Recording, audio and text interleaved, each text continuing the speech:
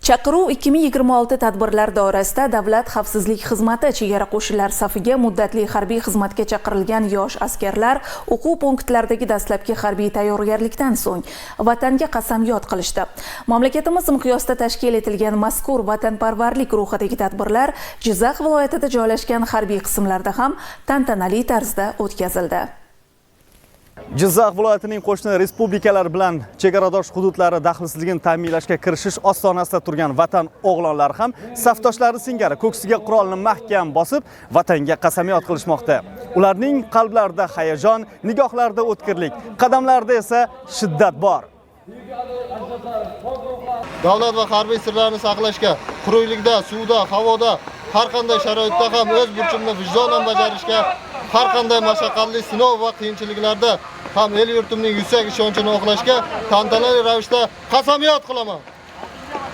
Surxondaryo viloyatidan kelganman. O'g'lim harbiy xizmatda. Men bundan xursandman. O'g'lim yoshligidan harbiy bo'lishga qiziqar edi. Bu yerdagi ularga rahbarlik qilayotgan komandir serjantlarga o'z minnatdorchiligimni bildiraman. Prezidentimizni farzandlarimizga shuncha imtiyozlar yaratib berayotganlardan, shu yilgi yangi imtiyozlar berayotganidan juda xursandmiz biz ota-onalar.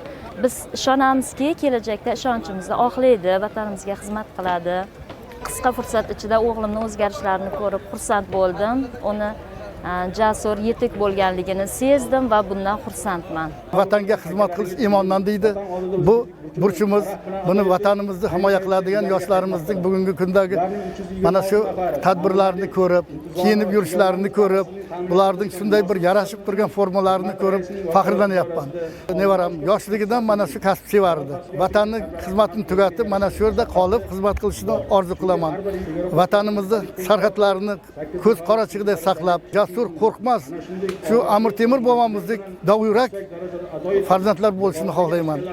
Davlat xavfsizlik xizmati chegara qo'shinlari mas'ul xodimlari, harbiy qism qo'mondonligi, davlat va jamoat tashkilotlari vakillari, faxriylar hamda yosh askarlarning ota-onalari hamda yaqinlari ishtirokida o'tkazilgan mazkur tadbirlarda vatanni qo'riqlash er-yigit oldidagi sharafli burch ekani ta'kidlanib, yangi O'zbekistonda harbiy sohada amalga oshirilayotgan keng ko'lamdagi islohotlar xususida fikr-mulohazalar bildirildi. Tantanali marshdan so'ng vatanga qasamyod qilib, sarhadlarimiz himoyasiga bel bog'lagan mard va jasur o'g'lonlarga Davlat xavfsizlik xizmati chegara qo'shinlari qo'mondonining bayramona tabrigi yetkazildi. Shundan so'ng muddatli harbiy xizmatchilar tomonidan o'tgan qisqa vaqt ichida o'rganilgan himoya va hujumda qo'l keluvchi jangovar elementlardan namunalar ko'rsatildi. O'z farzandlarining yigitlik burchini ado etishga kirishganini ko'rgan ota-onalar qalblari faxr iftixorga to'ldi. Tadbirda madaniyat uyi xonandalari vatan, mardlik va tinchlikni tarannum etuvchi sho'x kuy qo'shiqlar bilan ishtirokchilar ko'nglini xushnud etishdi.